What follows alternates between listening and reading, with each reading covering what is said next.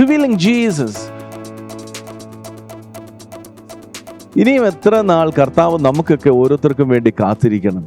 സാഹചര്യങ്ങളുടെ സമ്മർദ്ദവും നമ്മുടെ ചുറ്റുപാടുകളും നമ്മളെ എവിടെയൊക്കെയോ സെറ്റിലാക്കാൻ ആഗ്രഹിക്കുമ്പോൾ, ഇതല്ല, ഇതിനപ്പുറത്തേക്ക് ഒരു തലമുറയെ കർത്താവിങ്കിലേക്ക് നയിക്കണമെന്നും നേടണമെന്നും ഒക്കെ നമുക്ക് എത്ര പേർക്ക് ബോധ്യമുണ്ട്?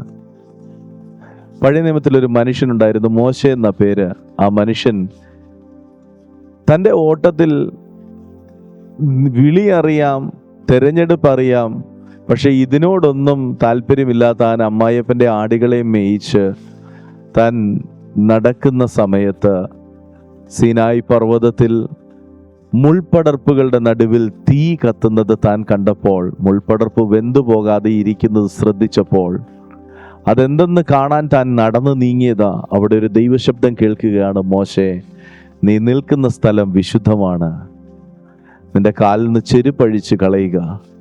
അടുത്ത ചില പദങ്ങളായിരുന്നു എന്നെ ഭയങ്കരമായിട്ട് സ്റ്റക്കാക്കിയത്. മോശയോട് തമ്പുരാൻ പറയുന്ന ചില പദങ്ങൾ, നീ ഇസ്രായേലിനെ വിടുവിക്കാൻ, എൻ്റെ ജനത്തെ വിടുവിക്കാൻ നീ മിസ്രൈമിൽ പോകണം.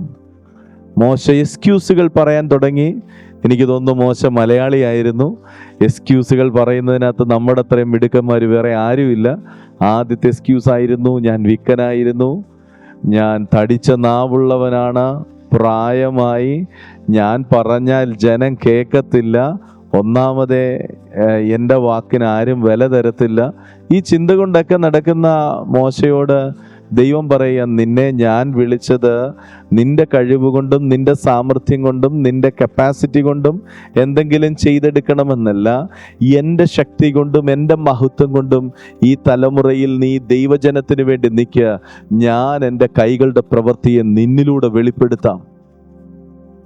മോശ പിന്നെയും എക്സ്ക്യൂസ് പറയാൻ തുടങ്ങി.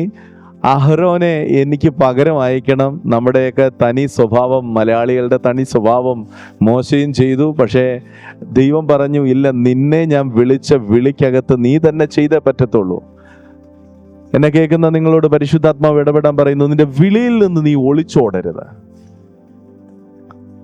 ആമേൻ. മുമ്പോട്ട് ചലിക്കുമ്പോൾ മോശയ്ക്ക് കാണാൻ പറ്റുന്ന ചില കാര്യങ്ങളുണ്ട്. ദൈവത്തോട് താൻ ആവർത്തിച്ച് എക്സ്ക്യൂസ് പറയുമ്പോൾ എന്നോട് കർത്താവ് ഇടപെട്ടൊരു ചോദ്യമുണ്ട്, മോശേ, ഇനിയും എത്ര നാൾ നിനക്ക് വേണ്ടി ഞാൻ കാത്തിരിക്കണം? കഴിഞ്ഞ 80 വർഷം നിനക്ക് വേണ്ടി ഞാൻ കാത്തിരിക്കുകയാണ്. എൻ്റെ ജനത്തെ മിസ്രൈമി അടിമത്തത്തിൽ നിന്നും, എൻ്റെ ജനത്തിൻ്റെ കണ്ണുനീരിൽ നിന്നും അവർക്കൊരു വിമോചനം കൊടുക്കാൻ ഞാൻ നിന്നെ കണ്ടിട്ട് 80 വർഷമായി. ഇനിയും നീ ഒരു ലീഡർഷിപ്പ് ഏറ്റെടുക്കാൻ എത്ര നാൾ നിനക്ക് വേണ്ടി ഞാൻ കാത്തിരിക്കണം?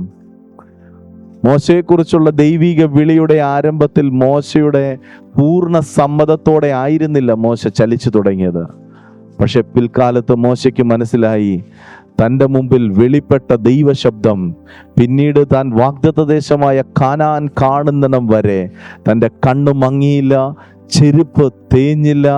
തൻ്റെ മുമ്പിൽ, തൻ്റെ യാത്രയിൽ മരുഭൂമിയിൽ തനിക്ക് വേണ്ടി പകൽ മേഘസ്തംഭമായി, രാത്രി അഗ്നിത്തൂണായി ഒരു തലമുറയെ നടത്താൻ അത്ഭുതങ്ങളാലും അടയാളങ്ങളാലും ദൈവം തന്നെ നടത്തിയെങ്കിൽ അതിൻ്റെ പിൻപിലെ ഒരൊറ്റ കാരണം, ആ പർവ്വതത്തിൽ വെച്ച് ദൈവം ഇടപെട്ട ശബ്ദത്തിൻ്റെ മുമ്പിൽ മോശ തന്നെ സമർപ്പിച്ചതായിരുന്നു. ഈ തലമുറയിൽ നമുക്ക് നമ്മെ തന്നെ സമർപ്പിക്കാം. ഇനിയും എത്ര നാൾ നമുക്ക് വേണ്ടി കാത്തിരിക്കണമെന്ന ചോദ്യത്തിന് ഈ നാളുകളിൽ കർത്താവിനോട് പറഞ്ഞ്, കർത്താവേ, അടിയനിതാ എന്ന് പറയാൻ തക്കവണ്ണം ഒരു പ്രാഗൽഭ്യം നമുക്കുണ്ടാകട്ടെ. ദൈവം നമ്മെ മാനിക്കട്ടെ. God bless you.